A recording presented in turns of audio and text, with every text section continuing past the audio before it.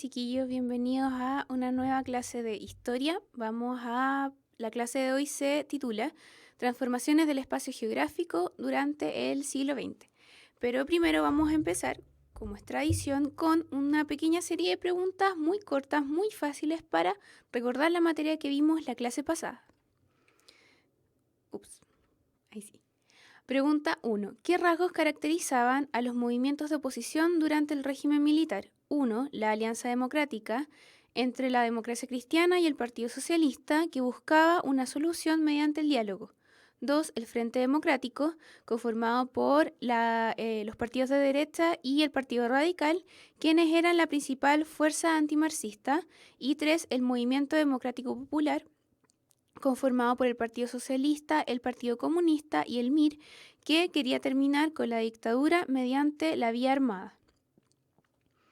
Bueno, en esta pregunta la alternativa correcta es la de 1 y 3. Vamos a ver en detalle por qué. La afirmación 1 es correcta. La Alianza Democrática estaba conformada por la democracia cristiana y una facción del Partido Socialista que buscaban una solución mediante el diálogo, es decir, que buscaban terminar con la dictadura militar a través del diálogo.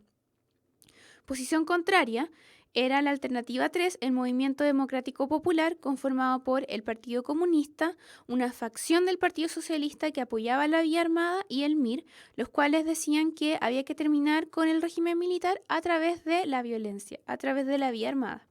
Por eso la alternativa 1 y la alternativa 3 son correctas, ya que estos dos movimientos efectivamente existieron durante la dictadura militar como ideas, como movimientos contra o de oposición al régimen. La alternativa 2 es un distractor, ya que el Frente Democrático se conformó anterior al golpe militar y tuvo un protagonismo importante durante las elecciones presidenciales de 1964. En el cual se unieron los partidos de derecha con el Partido Radical. Pregunta 2. ¿Qué caracterizó al plebiscito de 1988? 1. Estaba estipulado en la Constitución de 1980. 2. Se formó la concertación de partidos por el no. Y 3. Se decidía si Augusto Pinochet continuaba en el poder por 8 años más. La alternativa correcta es la E, ya que las tres afirmaciones son correctas. Primero, el plebiscito sí se encontraba estipulado en la Constitución de 1980, que recordemos había decretado un camino hacia el fin de la dictadura de manera lenta. Un proceso lento para que la dictadura terminara y pudiera tomar el poder un gobierno democráticamente elegido. La alternativa 2, se formó la concertación de partidos por el no, también es verdadera, ya que hubo una organización por parte de la oposición para enfrentar estas elecciones y derrotar a Augusto Pinochet. La alternativa 3, se decidía si Augusto Pinochet continuaba en el poder por 8 años más, también es verdadera. Eso se encontraba estipulado en la Constitución y si ganaba el sí, Augusto Pinochet continuaría en el poder durante 8 años más. Así que la alternativa correcta es la E. 3. ¿Cuáles de los siguientes personajes fueron candidatos presidenciales en las elecciones de 1989? 1. Patricio Aylwin, presidente de la democracia cristiana, representaba una opción moderada y tendiente al diálogo. 2. Jaime Guzmán, candidato de la UDI, buscaba continuar con los mandatos de Augusto Pinochet. Y 3. Hernán Vigi, representante de la derecha con un perfil técnico y apolítico. La alternativa correcta es la D, ya que las alternativas 1 y 3 son correctas. La 1 porque Patricio Aylwin sí fue un candidato a la presidencia, presidente de la democracia cristiana, y se destacaba por continuar el diálogo una vez que se obtuviera la democracia. Recuerden que fue una democracia pactada y fue una democracia que no se acabó de un día para el otro. Cuando Aylwin asume el poder, no comienza la democracia tal como la conocemos hoy. Las Fuerzas Armadas seguían teniendo una gran influencia en la política, etc. Entonces Patricio Aylwin estaba a favor de ser una transición que estuviera que en el fondo crear el diálogo con las fuerzas que se iban, con las Fuerzas Armadas. La alternativa 2 es falsa, es un distractor. Jaime Guzmán no fue candidato presidencial en las elecciones de 1989, sí fue candidato a senador. Y la alternativa 3 también es verdadera. Hernán Vigi era el candidato de la derecha, pero representaba un perfil más técnico y tendiente a ser más apolítico. En el fondo se buscaba como disociar la imagen de Vigi con la del régimen de Pinochet. 4. ¿Cuáles fueron las principales metas del primer gobierno democrático tras la dictadura militar? Gobierno democrático que recordemos fue de Patricio Elwin. 1. Reforzar el consenso democrático. 2. Buscar la verdad y la reparación de los casos de violaciones a los derechos humanos. Y 3. Mantener el modelo económico neoliberal, pero agregándose un énfasis al gasto social. La alternativa correcta es la E, ya que las tres alternativas son correctas. Primero, Patricio Elwin, como ya lo vimos anteriormente, sí buscaba reforzar el consenso democrático una vez que la democracia se hubiera instalado en el poder y las Fuerzas Armadas estuvieran en una lenta retirada.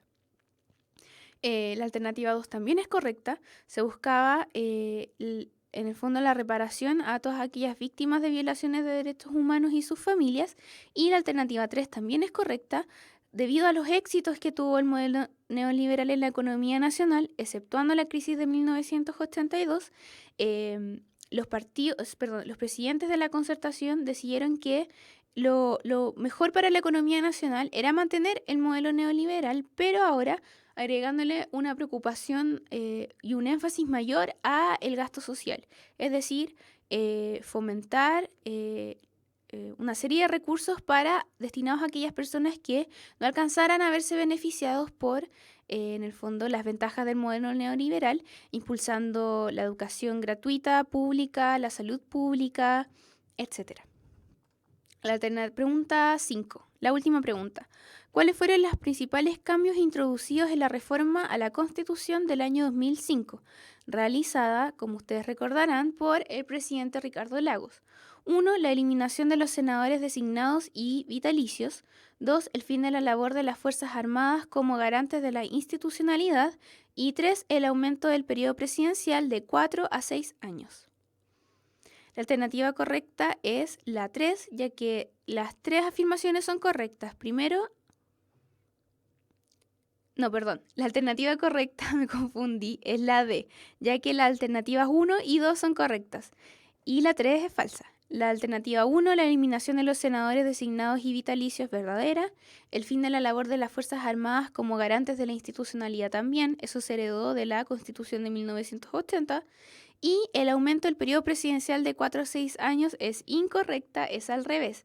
Pasó de 6 años el periodo presidencial a 4, por lo cual no aumentó el periodo presidencial, sino que disminuyó a partir de los gobiernos de Michelle Bachelet en adelante.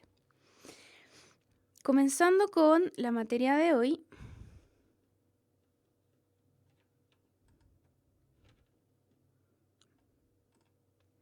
En la clase de hoy, como les dije, vamos a ver las transformaciones en el espacio geográfico durante el siglo XX.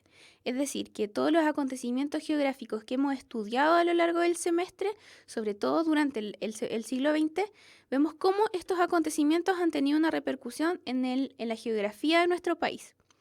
Entonces, en la clase de hoy vamos a ver el impacto en la geografía de una serie de procesos económicos durante el siglo XX, como lo fue la gran minería del cobre, la explotación de salitre, el modelo de industrialización por sustitución de importaciones, etc. Y también vamos a ver la modernización de las redes de comunicación y su incidencia en la conectividad del territorio nacional.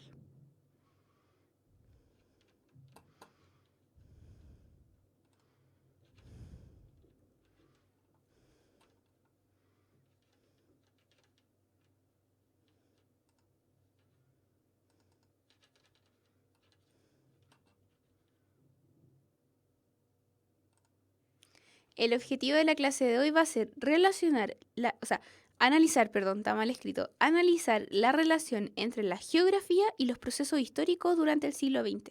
Vamos a ver cómo en el fondo el espacio geográfico y el transcurso de la historia están íntimamente ligados, dependen uno del otro.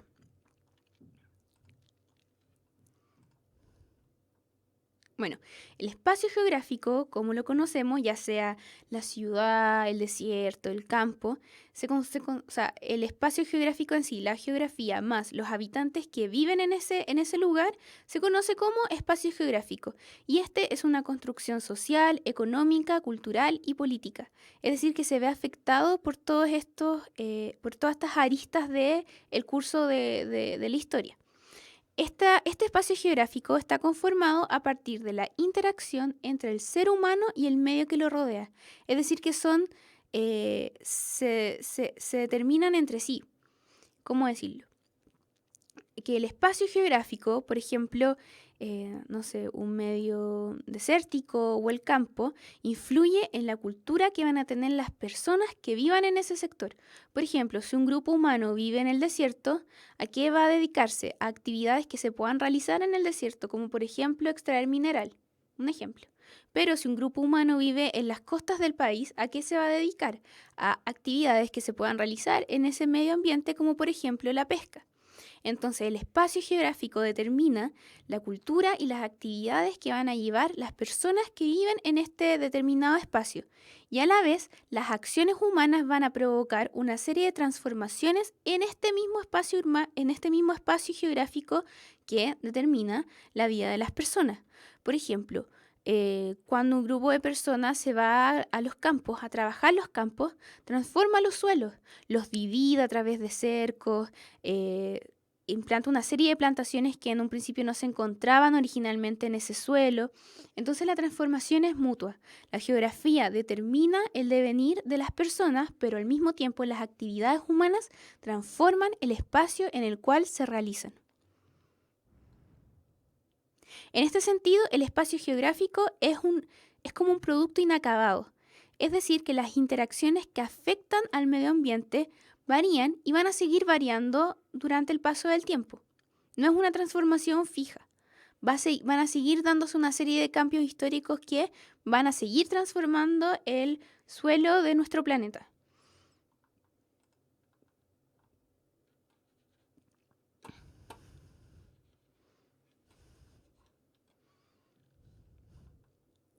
Durante el siglo XX, en nuestro país se llevaron a cabo una serie de procesos económicos que provocaron importantes transformaciones del espacio geográfico.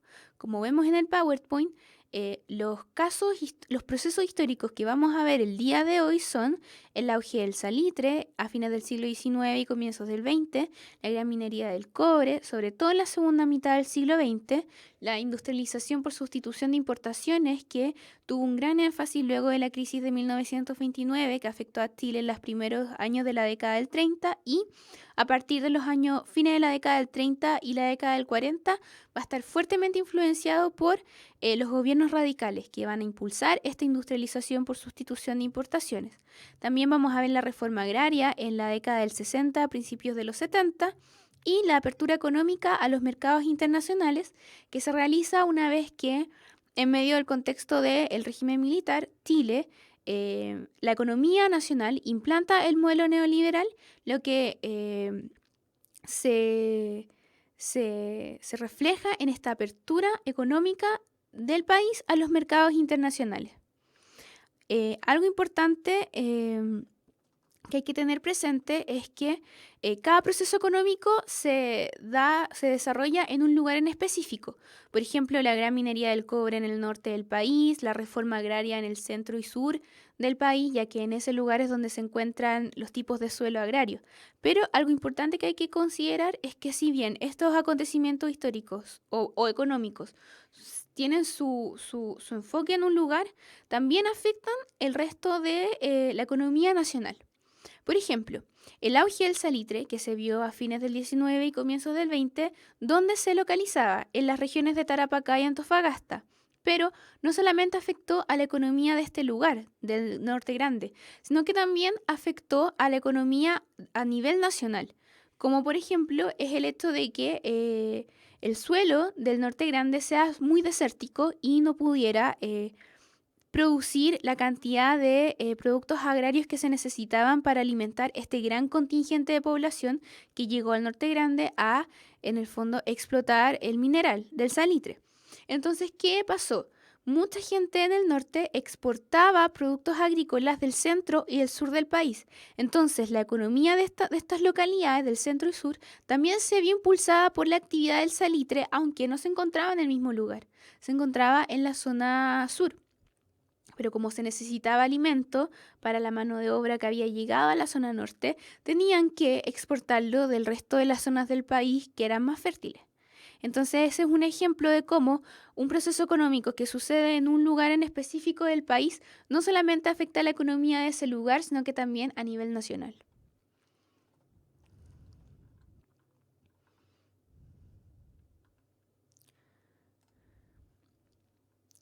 Bueno, vamos a comenzar con el ciclo del salitre que se dio aproximadamente entre 1880 hasta 1930 aproximadamente, que es cuando sucede la gran crisis del 29 que afecta de manera muy fuerte a nuestra economía nacional. Bueno, como saben, durante la segunda mitad del siglo XIX comenzó a aumentar la demanda de salitre en las zonas de Tarapacá y Antofagasta, situación que dio paso a una serie de modificaciones en estos lugares donde se ubicaban los principales yacimientos de caliche. ¿Qué es el caliche? El caliche es un mineral que se encuentra bajo la superficie terrestre y en este mineral contiene hartas cantidades de salitre y yodo. Entonces se extrae el salitre y luego se extrae el caliche en las oficinas salitreras y luego se produce o se altera para extraer el salitre del caliche, que está unido a otros minerales como el yodo y otros sedimentos. Ahora, los yacimientos de salitre se ubicaban geográficamente o estaban dispuestos en forma de extensos mantos ubicados a escasa profundidad, lo que permitió realizar labores mineras en un amplio territorio o también realizar una explotación minera extensiva. ¿Qué quiere decir esto? Que a lo largo de las regiones de Tarapacá y Antofagasta se encontraba el caliche que tenía el salitre en amplias zonas del sector, en amplias zonas de estas regiones. No estaba como focalizado en un solo punto las grandes cantidades de salitre, sino que estaba como esparcido a lo largo de la región de Tarapacá y Antofagasta. ¿Eso qué quiere decir? Que se pudieron instalar simultáneamente varias oficinas salitreras que explotaban el salitre de una manera al mismo tiempo en el fondo. ¿Por qué? Porque amplias zonas de terreno tenían el mineral. Es decir, que se explotaba el salitre de forma simultánea por varias oficinas. Además, la aridez de esta zona, de la zona de Tarapacá y Antofagasta, como ya les dije anteriormente, no permitió el desarrollo del sector agropecuario que era necesario para proveer de alimentación a esa gran cantidad de mano de obra, como vimos en clases anteriores, que se trasladó de la zona centro y sur del país hacia el norte para trabajar el salitre. Por lo que al no poder ser el suelo lo suficientemente fértil para producir la cantidad de alimentos que se necesitaba, estos centros productivos, estas oficinas salitreras, solo dependían de la venta de salitre para que su economía subsistiera. Es decir, que eran monoproductoras, solo producían salitre. No podían producir nada más, no podían producir productos agropecuarios, ya sea para su propia alimentación o para la exportación, como sucedía en otras zonas del país, sobre todo con la explotación de trigo en el centro y sur del país. En la zona norte existía solo, debido al contexto desértico, existían solo las riquezas mineras y esa era como el producto estrella de la zona. Y como también les mencioné, el alimento que necesitaban para subsistir lo exportaban del centro y el sur del país. Los cambios territoriales que ocurrieron en el Norte Grande fueron consecuencia directa de la explotación salitrera, además de otros factores como esta gran mano de obra que yo les dije que se trasladó del centro y sur del país hacia la zona norte. Esto inevitablemente transforma el espacio geográfico. El hecho de que se comenzara a extraer el salitre de manera industrial y que se necesitara un gran contingente de mano de obra, inevitablemente cambió el paisaje urbano o el paisaje geográfico en general de la zona. se realiza una gran transformación del espacio geográfico, ya que este pasa de ser desértico y aislado y solo a ser un foco productivo en el cual mucha cantidad de población se traslada a este lugar. Y esa población tiene una serie de requerimientos básicos como servicios públicos, alimentación e infraestructura. Entre los principales cambios que se vivieron en el espacio geográfico en las zonas de Tarapacá y Antofagasta debido a el ciclo salitrero se encuentran la instalación de oficinas salitreras, obviamente, las cuales no solamente implicaban el hecho de que se instalaran diferentes instalaciones para extraer y procesar el salitre, sino que también se necesitó construir una serie de viviendas para la cantidad de mineros que se trasladaban ahí con sus familias. Recuerden que en la época también habían mineros que vivían solos, solteros, pero gran cantidad de ellos se iba con toda su familia. Migraba desde otras zonas hacia la zona norte y tenían que vivir de algún modo. Es por esto que las oficinas salitreras contaban con viviendas de distinta calidad para los mineros que trabajaban en la zona. También surgieron una serie de puertos y poblados destinados únicamente a las actividades de servicio que necesitaban quienes trabajaran en las oficinas salitreras. Primero, los puertos eran muy importantes porque no solamente, recuerden que el fin máximo de la explotación salitrera era exportar el salitre, es decir, venderlo al extranjero. ¿Y cómo se podía hacer eso? A través de los puertos y también de las construcciones de ferrocarriles y caminos para conectar a las oficinas salitreras entre sí y a las oficinas salitreras con los puertos. Es decir, que una vez que se extrae el caliche, se produce y se puede separar el salitre y se obtiene de una manera más pura, este salitre tenía que ser transportado desde las oficinas salitreras hacia los puertos a través de los ferrocarriles y una vez que el salitre llega a los puertos puede ser exportado, ya que en el fondo los puertos son la puerta de entrada y salida del país de una serie de transportes marítimos, barcos sobre todo, que transportaban el mineral hacia el extranjero y así se podía exportar el mineral. Y también surgieron en el espacio geográfico, aparte de los puertos y las líneas de ferrocarril, una serie de poblados en caso de que las oficinas salitreras fueran más pequeñas y no pudieran contener estos servicios que necesitaba la población. Por ejemplo, en las oficinas salitreras más grandes como Humberston, estas tenían hospitales, escuelas, teatros, etc. Pero también existían oficinas salitreras más pequeñas que lo que hacía la población para satisfacer sus necesidades era acudir a pequeños poblados que se encontraban en las inmediaciones de estas oficinas salitreras y en los poblados sí se encontraban estos productos que la gente necesitaba, como escuelas, etc. Además, otra manera en la que afectó la explotación salitrera al espacio geográfico fue el hecho de que se utilizaran recursos naturales como el agua o la combustión a través del tamarugo para poder realizar esta actividad productiva. Ya lo vamos a ver más en detalle. Bueno, como les dije, las oficinas salitreras eran la unidad básica de la explotación salitrera, no solamente porque ahí se realizaba la producción en sí, la extracción de salitre, su procesamiento, sino que también gran cantidad de mineros vivían en la zona, en la oficina salitrera.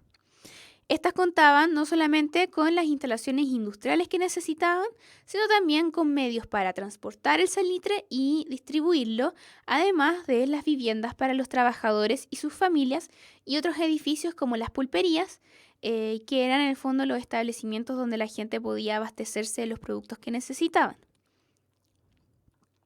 El surgimiento de las oficinas salitreras provocó, como ya se los mencioné anteriormente, la expansión de puertos como Tocopilla, Antofagasta y Mejillones, ya que esa era la puerta de entrada para exportar el salitre hacia el extranjero. Además, como también les mencioné, surgieron estos poblados basados en las actividades de servicio dirigidos para las oficinas salitreras más pequeñas. Estas sí contaban con centros médicos, educacionales, comerciales y de entretención. También se construyó una extensa red ferroviaria para trasladar el salitre y una serie de obras de ingeniería para abastecer de agua a los yacimientos. Recuerden que obviamente al existir gran cantidad de personas en un ambiente desértico, necesitaban el agua. Es un recurso indispensable para un grupo humano. Y debido a la escasez de agua en las zonas más desérticas, las personas construyeron una serie de represas, captadores de agua, etcétera, que también afectaban al espacio geográfico. Por último, es necesario considerar la utilización de recursos naturales para la explotación minera, la cual necesitaba una gran cantidad de energía calórica. ¿Por qué? Porque para separar al salitre del resto del caliche, que yo les decía que era el mineral que se extrae como en bruto, para procesar el salitre y separarlo del resto de los minerales o sedimentos que podía encontrarse, se utilizaban grandes cantidades de agua caliente, agua muy caliente a altas temperaturas que lograba separar el salitre del resto del caliche. ¿Cómo se obtenía esta agua caliente? A través de la combustión del tamarugo. El tamarugo es como un arbusto que se encuentra en la zona norte. Los mineros quemaban este tamarugo para poder hervir el agua y así separar el salitre del resto de caliche. El problema es que usaron el tamarugo como combustible de una manera intensiva, lo cual puso en peligro de extinción a esta especie. Además, significó la eliminación de gran parte de la cubierta vegetal de la zona, lo cual generó una fuerte erosión y degradación de la tierra. Esto básicamente porque en la época, como vamos a ver más adelante, no existía un reglamento ambiental que controlara el uso de estos recursos naturales. Por último, como lo hemos visto en las clases anteriores, debido a la crisis económica de 1929, que comenzó a afectar a Chile aproximadamente en los años 30-31, además de esta crisis económica mundial, junto con la creación del salitre sintético, produjeron que las ventas del salitre bajaran estrepitosamente. Esto trajo como consecuencia el cierre definitivo de gran parte de las oficinas salitreras, básicamente porque el salitre había perdido su valor. Y además quedaron sin utilizar una gran serie de líneas de ferrocarriles que habían sido construidas precisamente para transportar el salitre a otras zonas. Sin embargo, las construcciones que sobrevivieron al ciclo salitrero fueron los puertos, como Tocopilla, Antofagasta y Mejillones, ya que si bien la explotación salitrera finalizó su ciclo, luego vendría la explotación o la gran minería del cobre, que también necesitaba transportar el mineral hacia el extranjero, y para ello estos puertos siguieron existiendo e incluso se expandieron.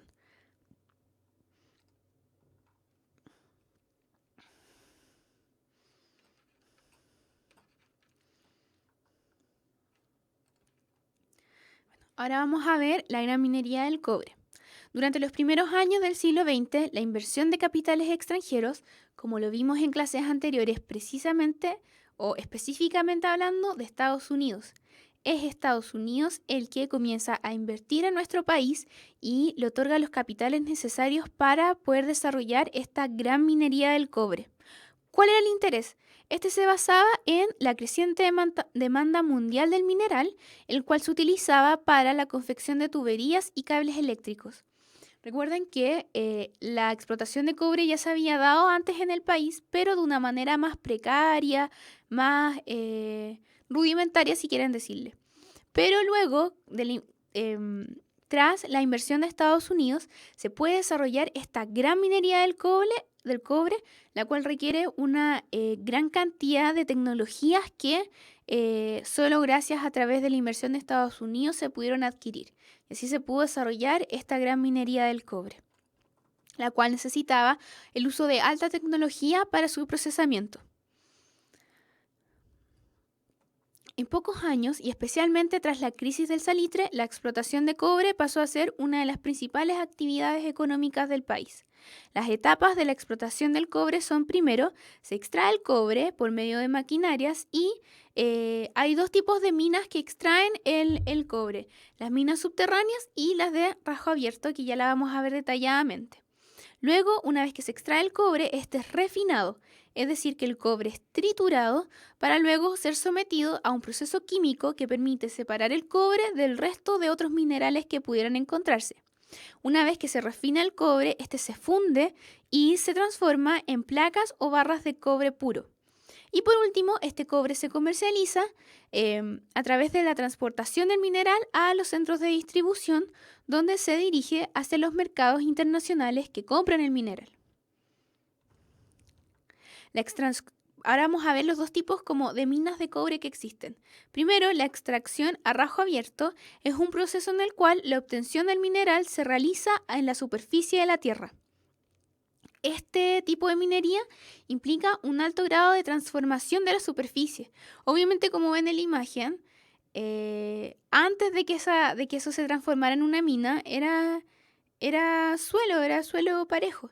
Entonces, a primera vista, el tipo de minería que más cambios produce en la superficie geográfica son las minas a rajo abierto.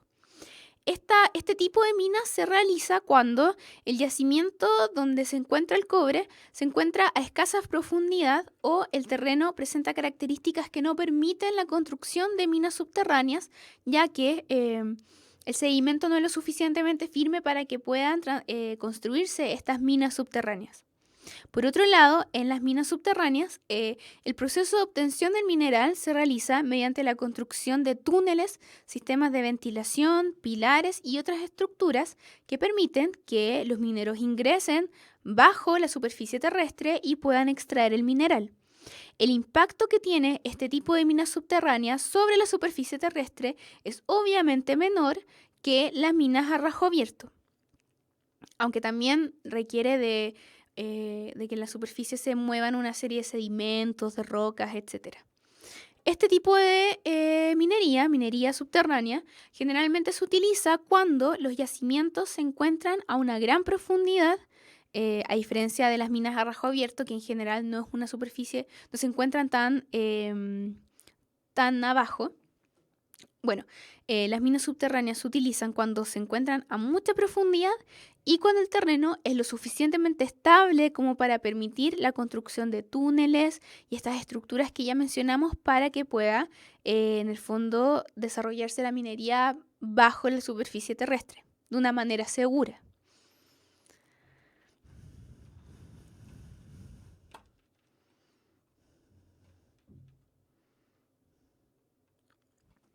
Ahora, ¿dónde se encuentran los yacimientos de cobre? Estos se encuentran en la cordillera de los Andes, la cordillera de la costa y en el desierto de Atacama. Por lo tanto, las empresas mineras han debido planificar las instalaciones que van a construir considerando las dificultades geográficas del lugar en el cual se encuentra el mineral, como puede ser la aridez o el aislamiento, también muchas ciudades en altura.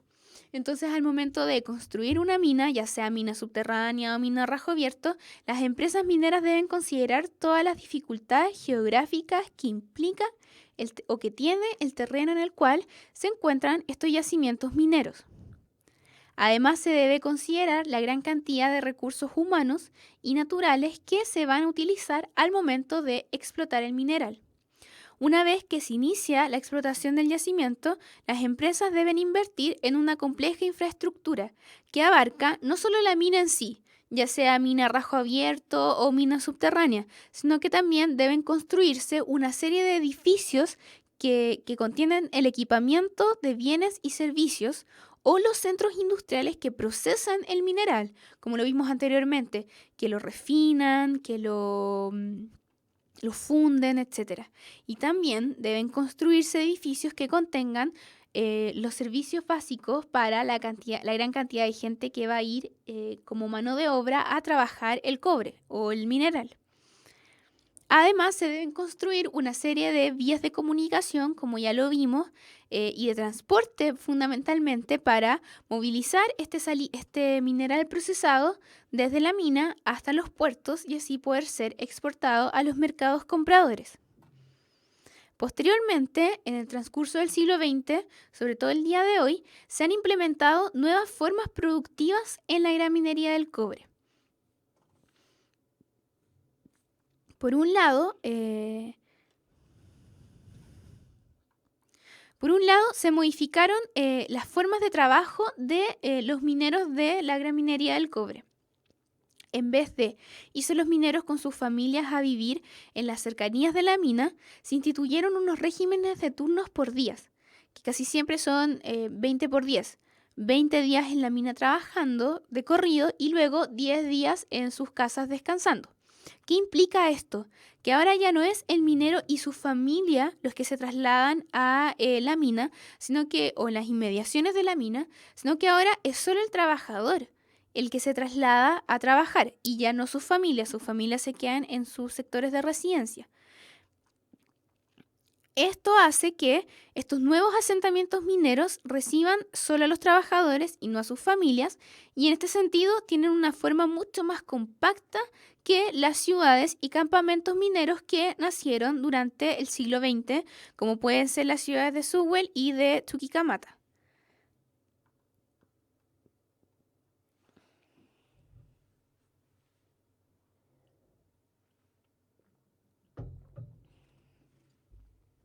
Sin embargo, volviendo un poco en el tiempo, retrocediendo un poco en la historia, eso es lo que sucede hoy en día, que solo los mineros se trasladan a las inmediaciones de la mina y ya no sus familias. Pero a comienzos del siglo XX no era así y toda la familia de los mineros se trasladaba con ellos a las inmediaciones de los lugares de explotación. em, para en el fondo poder desarrollar la actividad minera. Es así como nacieron estas ciudades, Sewell, Chuquicamata, entre otras, que se especializaban en la explotación de cobre. Este surgimiento de estas ciudades mineras tuvieron una serie de consecuencias, como por ejemplo el aumento en la población de estos lugares, lugares que eran inhóspitos. Por ejemplo, Sewell se encuentra a una gran altura. Antes de la mina del Teniente nadie vivía ahí por las dificultades geográficas que implica un lugar en gran altura. Lo mismo que Chuquicamata, es un lugar muy desértico. Entonces, el hecho de que se encontrara grandes cantidades de cobre en estos lugares inhóspitos produce que una gran cantidad de gente vaya a vivir a estos lugares que de no ser así se encontrarían desocupados. Esto produce una reorganización del territorio y un cambio en las condiciones naturales del entorno, porque como vimos al principio, si bien la geografía determina el actuar humano, las acciones humanas también cambian el espacio geográfico.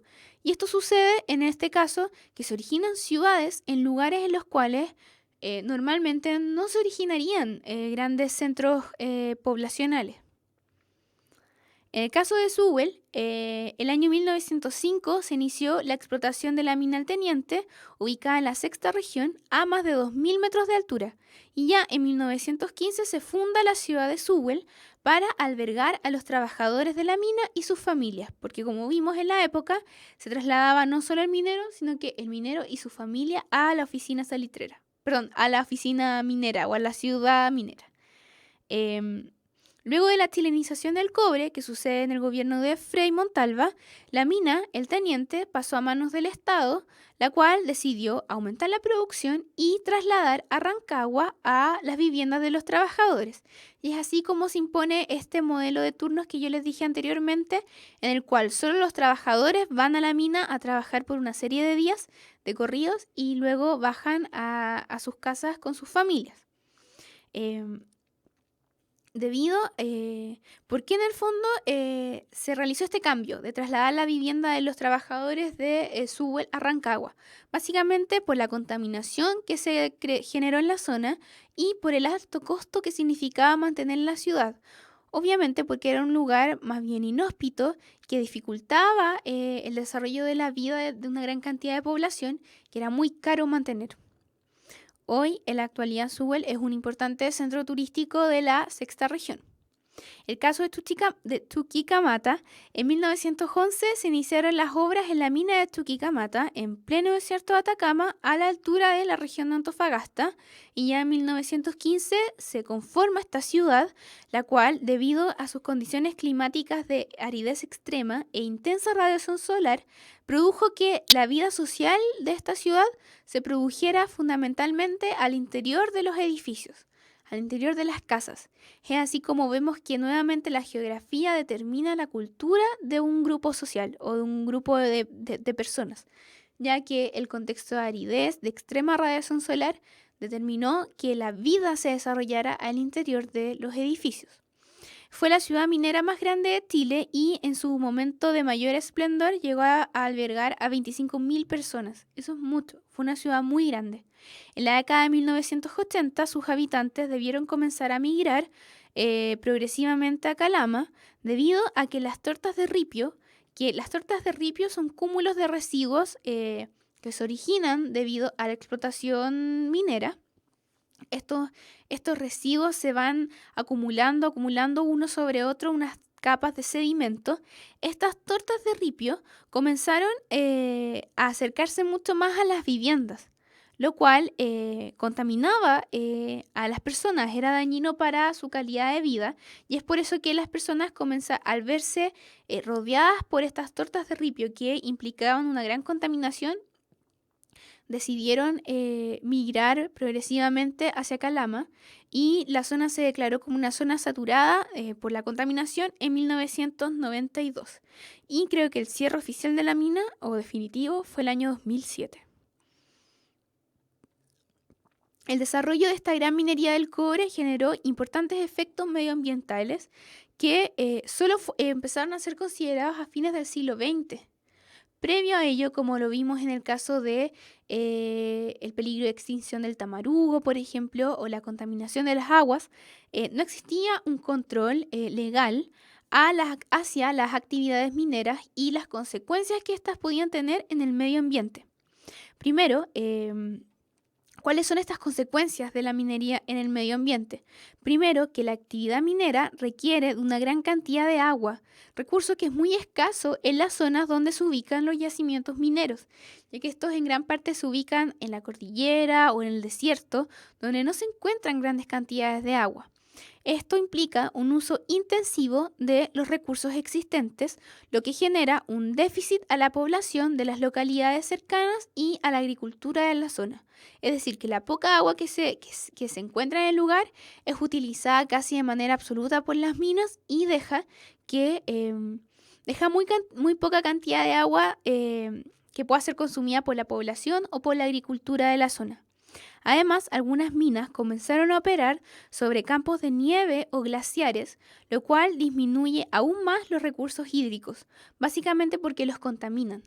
Si una mina se ubica cerca de un río o un campo de nieve, esta nieve comienza a contaminarse por la actividad obvia de la minería y esta agua que nace del congelamiento de la nieve y los glaciares es agua contaminada. Es agua ya alterada y contaminada que afecta a las personas que la ingieren y a las plantaciones que la usan. En segundo lugar, otra consecuencia ambiental negativa de la explotación minera es que para poder realizar esta explotación se necesita energía. En este sentido, se crearon una serie de centrales termoeléctricas que en el fondo transforman la energía calórica en energía eléctrica y centrales hidroeléctricas que también generan energía eléctrica a través de la energía motriz que genera el agua, los cuales provocaron estas centrales termoeléctricas o hidroeléctricas un gran impacto ambiental debido al uso de combustibles fósiles en el caso de las centrales termoeléctricas que necesitan calor para luego transformar este calor en electricidad, o la inundación de amplias zonas terrestres para generar los embalses necesarios en el caso de la energía hidroeléctrica, que así se transforma luego en energía eléctrica. Finalmente, las minas producen una gran cantidad de desechos, como rocas, minerales y agua contaminada, los cuales deben ser contenidos en unos tanques debido a su alta toxicidad. ¿Cuál es el problema? Cuando estos tanques no tienen el cuidado necesario, muchas veces pueden contaminar las aguas y el suelo que los rodea, afectando así también a la población que vive en las inmediaciones de las minas.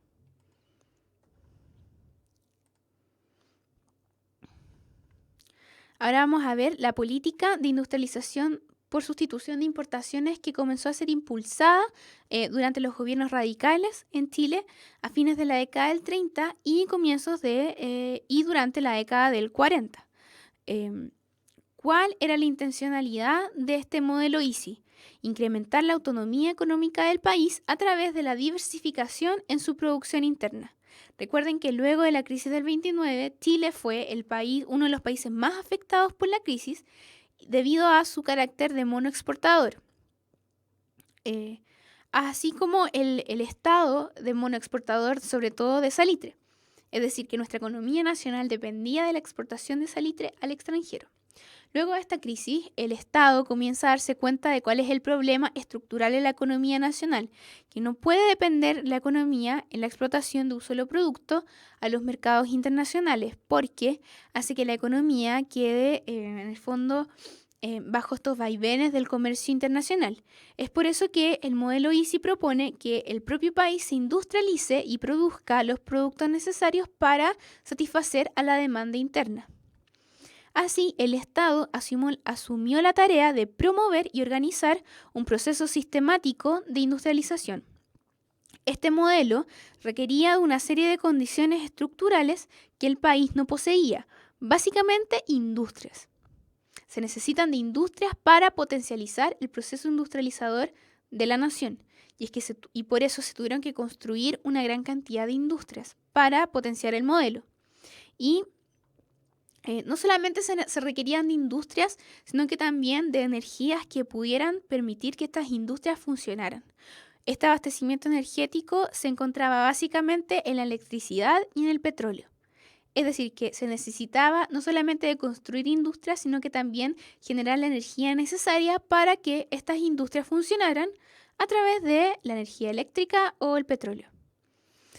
En cuanto al petróleo, desde fines del siglo XIX, el consumo de petróleo como combustible había aumentado en nuestro país, lo cual motivó diferentes exploraciones geográficas para encontrar yacimientos de petróleo al interior de nuestro país, donde se encontró en Tierra del Fuego, en la Patagonia, en la década del 50. Debido a este descubrimiento, se fundó la Empresa Nacional del Petróleo, ENAP, con el objetivo de explotar estos yacimientos encontrados. Para conseguir esto, se levantaron una serie de estructuras e industrias complementarias, como lo son las refinerías, las cuales procesan el petróleo que se encontraba en el territorio nacional. Las refinerías más importantes, como muestra la imagen, son la refinería de Concón y la de Concepción. Este conjunto de instalaciones, estas refinerías, por un lado, potenciaron la economía en las zonas donde fueron instaladas, porque le daban trabajo a la población de la zona. Sin embargo, por otro lado, tuvieron consecuencias sumamente negativas para el medio ambiente, ya que en el periodo, como ya lo vimos, no existía la legislación adecuada que regulara el impacto ambiental de estas actividades productivas. En cuanto a la energía eléctrica, ya desde 1880, fines del siglo XIX, se había comenzado a, en el fondo, buscar fuentes al interior del país para generar energía eléctrica. En 1897 fue instalada la primera central hidroeléctrica del país, denominada Chivilingo, con el fin de iluminar las minas de carbón en Lota. Es así como vemos que una actividad productiva puede afectar también a otras, y en el caso de la minería del carbón, esta necesitaba de energía eléctrica para iluminar los túneles subterráneos donde se extraía el mineral, y esto potenció que se desarrollara la industria eléctrica en nuestro país. En el año 1943 se creó la Empresa Nacional de Electricidad, conocida como Endesa, instalando una serie de centrales hidroeléctricas y termoeléctricas que incrementaron la energía generada. Recuerden, la energía hidroeléctrica es la que transforma. Las centrales hidroeléctricas transforman la energía que produce el movimiento de las aguas en energía eléctrica, y las centrales termoeléctricas transforman la energía calórica en energía eléctrica. A pesar de responder a los requerimientos del país, que cada vez necesitaba una mayor cantidad de energía eléctrica, estas centrales también tuvieron una serie de consecuencias medioambientales, porque las centrales hidroeléctricas han inundado amplias zonas geográficas para poder construir estas represas que permiten generar la energía eléctrica, y las centrales termoeléctricas funcionan a base de la quema de combustibles fósiles, diésel o carbón, lo cual tiene un alto impacto ambiental. El centro del modelo Easy de industrialización por sustitución de importaciones era, como dice su nombre, la industrialización del país, ya sea mediante ayudar financieramente a las empresas que ya existían o potenciar la creación de nuevas empresas o nuevas industrias. En este sentido, una de las empresas más importantes de la época fue la Compañía de Acero del Pacífico, CAP, creada en 1946. ¿Por qué era tan importante la Compañía de Acero del Pacífico? Porque producía acero, el cual era el insumo más importante para la construcción de nuevas fábricas al interior del país y también para la elaboración de bienes más durables. Entonces, la industria más importante es la de acero, porque es un insumo para construir nuevas industrias y porque también permite la elaboración de productos durables. Además, en la época se crearon diversas industrias, como por ejemplo industrias procesadoras de alimentos que se ubicaban en las cercanías de los lugares donde se extraían estos alimentos. Por ejemplo, Llanza, que se instaló en las zonas como Linares o Los Ángeles, que procesaban ahí mismo en el fondo la beterraga o la remolacha que se utilizaba para producir azúcar. Otro ejemplo de nuevas industrias son una serie de frigoríficos que se instalaban cerca de los puertos que tenían un alto tráfico pesquero. Obvio, porque ahí mismo se extraían los bienes marinos y ahí mismo se congelaban para luego ser exportados.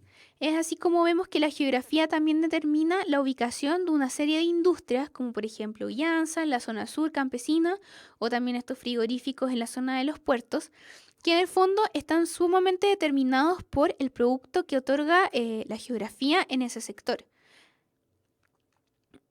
Sin embargo, la gran cantidad de industrias, el grueso de las industrias se ubicaron en las ciudades.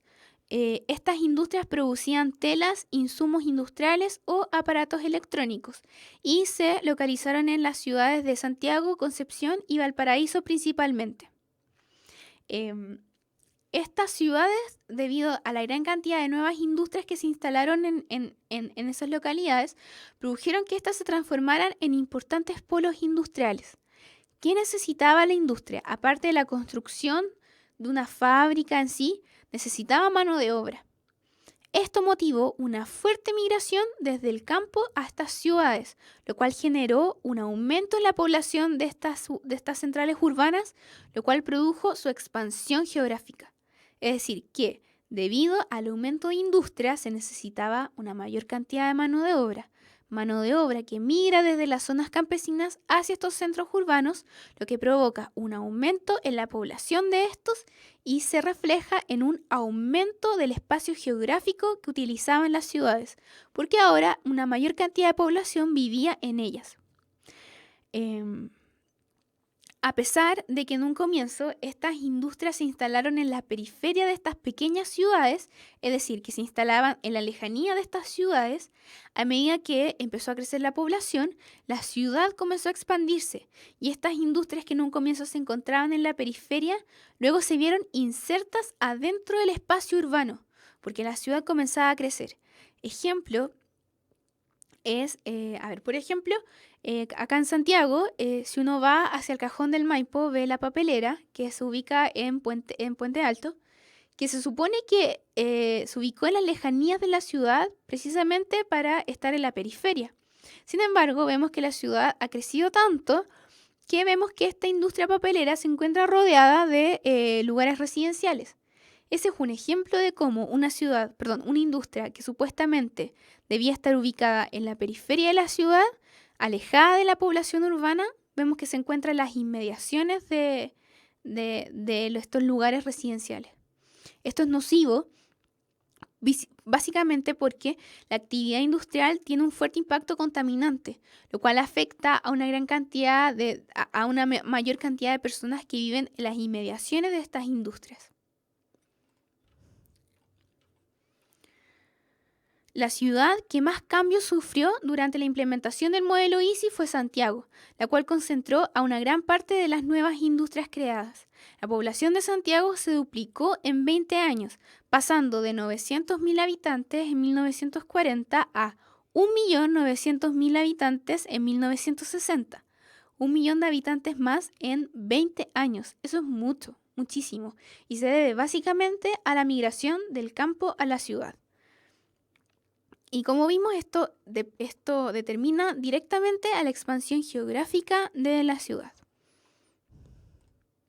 Ahora nos vamos a ir un pequeño recreo por un par de minutitos.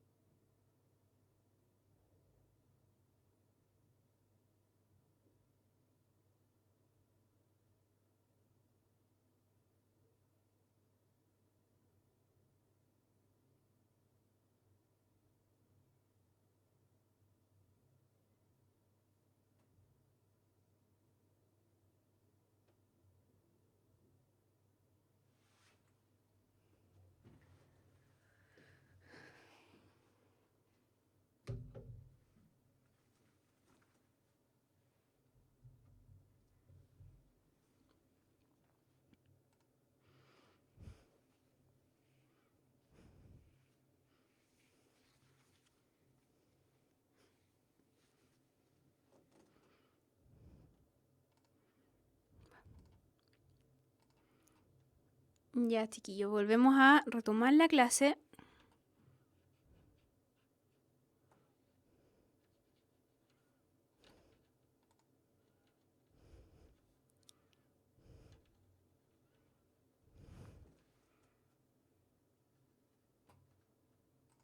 Ya. Vamos a retomar la materia con la reforma agraria. Como vimos en clases anteriores, la reforma agraria se inició el año 62, cuando Chile comienza a recibir la ayuda económica y tecnológica que implicó el que se uniera a la Alianza del Progreso impulsada por Kennedy, que requería una serie de cambios o reformas sociales en Latinoamérica. En este sentido, la reforma agraria tenía como fin redistribuir las extensas propiedades rurales que se encontraban en posesión de pocas personas. Es decir, que pocos señores terratenientes tenían en sus manos una gran cantidad de territorio, el cual no muchas veces podían trabajar de la manera más adecuada. Es decir, que habían grandes cantidades de tierra que no estaban siendo producidas de la mejor manera y se perdían, en el fondo. Y lo que buscaba realizar la reforma agraria es que en aquellos territorios muy grandes, los cuales en la época de Frey se estableció que fueran mayores a 80 hectáreas de riego, se fueran en el fondo repartidos estos territorios demás, fueran expropiados a sus dueños originales y repartidos a aquellos campesinos que no tuvieran tierras para que hicieran producir a estas tierras que no estaban siendo trabajadas de la manera adecuada. La reforma agraria tuvo una serie de consecuencias en el campo chileno que perduran hasta el día de hoy. Las transformaciones más relevantes se vieron en la zona centro y sur del país, pues ahí se encontraban la mayor cantidad de tierras agrícolas y de mayor calidad. Además, en la zona centro y sur habitaba la gran cantidad de población del país. En esa época, la década del 60, aproximadamente el 60% de la población vivía en zonas rurales. Por eso se vio tan afectada y por eso es tan importante el proceso de reforma agraria. Previo a la reforma agraria, la hacienda era la unidad territorial representativa de esta concentración de propiedad agrícola chilena en manos de muy pocas personas. Debido a la reforma agraria, esta hacienda es intervenida y sus dueños originales perdieron una gran cantidad de territorios. Esto a su vez favoreció a los inquilinos, los cuales pasaron de depender de manera absoluta del trabajo que le otorgaba el señor terrateniente, pasaron a ser pequeños y medianos propietarios, gracias a la obtención de estas tierras que fueron repartidas. En este sentido, gracias a la reforma agraria, no solamente se repartieron las tierras a nuevos dueños, sino que también se iniciaron importantes procesos de modernización productiva orientados al trabajo intensivo de la tierra a través de exportaciones frutícolas o plantaciones forestales. Eso también es muy importante. En la época el agro estaba muy abandonado. Gran parte de los capitales se iban a la industria o a la minería, pero no al agro. Y en ese sentido también la reforma agraria buscaba aumentar la producción agrícola. Y eso también se reflejaba en la adquisición de una serie de herramientas más modernas, más tecnológicas que pudieran modernizar la producción agrícola y aumentar su cantidad, obviamente. Se dieron origen así a diferentes tipos de propiedades tras la repartición de tierras. Ahora, durante la dictadura militar se buscó revertir el proceso de reforma agraria, creándose autorizaciones para disolver las propiedades colectivas que habían nacido tras la reforma agraria y que los campesinos que habían obtenido tierras pudieran venderlas. Sin embargo, si un campesino vendía la tierra que le había tocado debido a la reforma agraria, este campesino sin tierras ya no se transformaba en inquilino nuevamente. Es decir, que ya no volvía a trabajar solamente por techo o comida, sino que se transformaba en un obrero agrícola. ¿Cuál es la diferencia? Que el obrero agrícola trabaja a cambio de un salario, no como en la época del inquilinaje, en el cual el inquilino trabajaba al patrón, obteniendo vivienda, alimentación, seguridad, pero no un sueldo. Eso cambia tras la reforma agraria y se termina definitivamente con el inquilinaje y los campesinos pasan a transformarse en obreros agrícolas. Durante la reforma agraria y tras esta, muchos terrenos se dividieron de manera tan pequeña que básicamente solo servían para que los campesinos pudieran subsistir, porque los territorios comenzaron a dividirse aún más, entonces territorios muy pequeños solo permitían que los campesinos pudieran cosechar o vivir, o plantar solamente los alimentos que necesitaban para sobrevivir. Y esto fue lo que motivó a que muchos campesinos vendieran sus tierras. Ahora, es importante considerar a quién le vendían sus tierras. Durante la dictadura militar, nació una nueva concentración de propiedad, que ya no era la concentración previa del terrateniente o el patrón, que él tenía un campo muy extenso, sino que ahora los que concentraban una gran cantidad de territorios eran una serie de empresas alimenticias, las cuales se dedicaban a los monocultivos. Es decir, que si antes la concentración de propiedad estaba a cargo del señor terrateniente, luego de la dictadura militar, durante la dictadura militar en adelante, la nueva concentración de propiedad va a estar en manos de empresas, de grandes empresas alimentarias que generalmente producen un solo cultivo. Ahora, vamos a ver por último, en último lugar de los procesos económicos, la apertura económica que se vivió en el país luego de que Chile, durante la dictadura, adoptara el modelo económico neoliberal. ¿Cuáles son las características de este modelo económico neoliberal? Este se caracteriza por la privatización de la economía, es decir, que muchas empresas que eran estatales ahora pasan a ser privadas, y una creciente apertura al mercado internacional.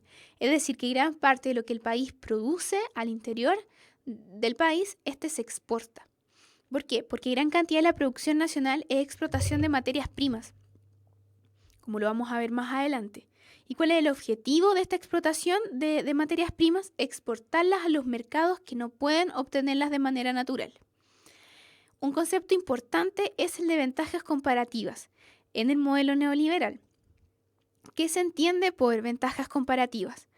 Es decir, que en un contexto de libre mercado, es decir, bajo la economía neoliberal, un país tiende a especializar su producción en aquellos bienes cuya elaboración es más eficiente e importa aquellos productos en los cuales su eficiencia es menor. En el caso de Chile, Chile se especializó en la producción de aquellos bienes cuya elaboración era más eficiente, es decir, explotación de materias primas, como el cobre, como la silvicultura, como vamos a ver más adelante, la agricultura y la salmonicultura. Y a su vez, Chile importa aquellos productos en los cuales su eficiencia es menor, básicamente productos manufacturados.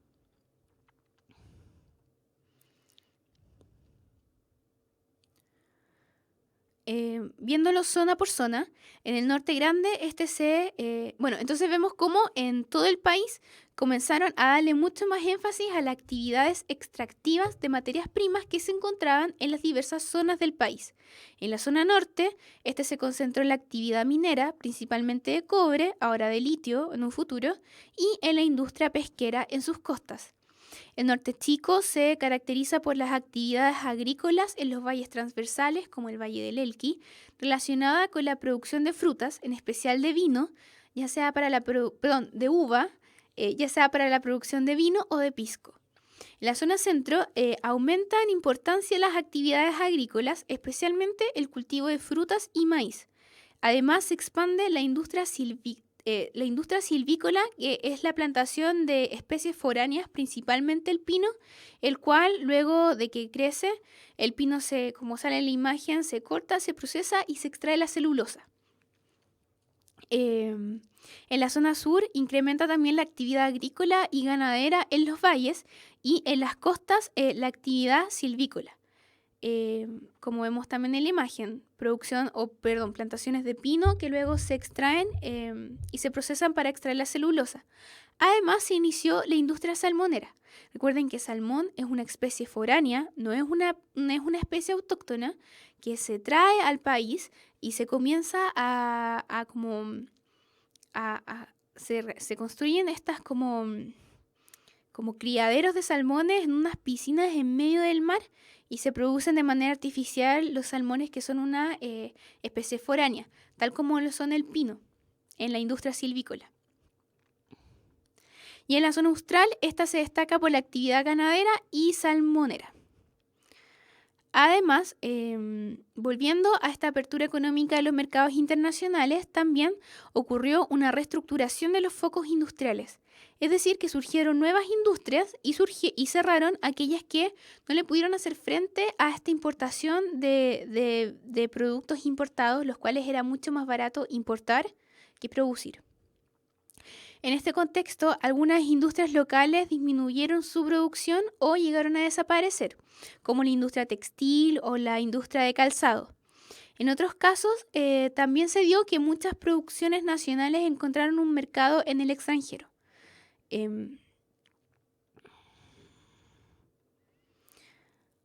Bueno,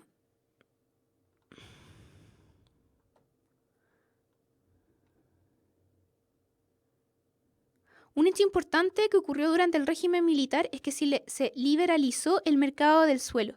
Es decir, que mediante la rebaja de impuestos a las transacciones de propiedades o a la privatización de tierras estatales, el valor del suelo comenzó a estar en manos, en el fondo, ya no del Estado, sino que del mercado. Esto produjo que las ciudades crecieran de manera muy desordenada, ya que dejó de haber como una programación o un crecimiento programado de las ciudades, sino que estas comenzaron a expandirse de manera muy rápido y de manera muy como sin control. Esto es perjudicial precisamente en las zonas en las cuales limita la ciudad con los centros rurales, ya que al expandirse las ciudades vemos que como que en el fondo invaden estos espacios de origen rural. Además, se ha visto una alza de los precios en los sectores urbanos, es decir, que la tierra al interior de las ciudades tiene un valor muy elevado. Esto se refleja en que en la actualidad las casas que se construyen para los sectores medios o bajos son de un tamaño mucho menor al que se construían en otras épocas como mediados del siglo XX y que las personas con menos poder adquisitivo comienzan a construir sus viviendas o adquirir viviendas en las periferias donde la tierra es mucho más barata. Bueno, por último vamos a ver la modernización de las redes sociales y de comunicaciones en la conectividad del territorio. A lo largo de toda la materia que hemos visto, algo muy importante es cómo se establece la conectividad al interior del territorio nacional. En este proceso, los procesos económicos y cambios territoriales que hemos visto han estado estrechamente ligados o vinculados a la creación de redes de comunicación que permitan mejorar la conexión a nivel nacional, o sea, tanto a nivel nacional como con el extranjero. Como lo vimos, el ejemplo del ferrocarril es súper importante, ya que este era necesario, se relaciona con la minería y básicamente con la necesidad de transportar el mineral desde las minas hacia los puertos y así poder, en el fondo, exportar el mineral. Ya en la década del 70 comenzó el declive del ferrocarril, básicamente porque en la época surgieron otros medios de transporte mucho más usados, como los vehículos motorizados, automóviles, buses, etc. Estos comenzaron a ingresar al país durante el siglo XX y se masificaron bastante rápido. ¿Cuál es la consecuencia de esta masificación de estos vehículos motorizados? Que se necesitaron construir una serie de estructuras que permitan su uso, como los caminos y las carreteras. Y hoy en la actualidad son el transporte más utilizado en el país. Los aviones comenzaron a ser utilizados en nuestro país en la década de 1910 y ya en 1932 nació la línea aérea nacional LAN. Así comenzó una lenta expansión de la industria, especialmente en la década del 50, cuando se funden nuevas aerolíneas y se adquieren una serie de equipos más modernos con una mayor capacidad para poder transportar una mayor cantidad de personas. Y su uso ha aumentado sobre todo a partir de la década de 1980.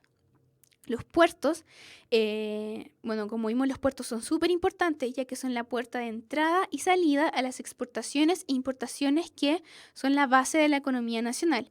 El día de hoy, la exportación de materias primas y la importación de productos manufacturados. En la época, el puerto más importante fue Valparaíso, que fue a comienzos del siglo XX el puerto más importante de Sudamérica. Sin embargo, mientras transcurre el siglo XX, su infraestructura dejó de ser la apropiada para esta gran cantidad de tráfico de productos. Por ende, desde 1990 se inició un proyecto de modernización portuaria, el cual incrementó la capacidad de carga y descarga de los puertos.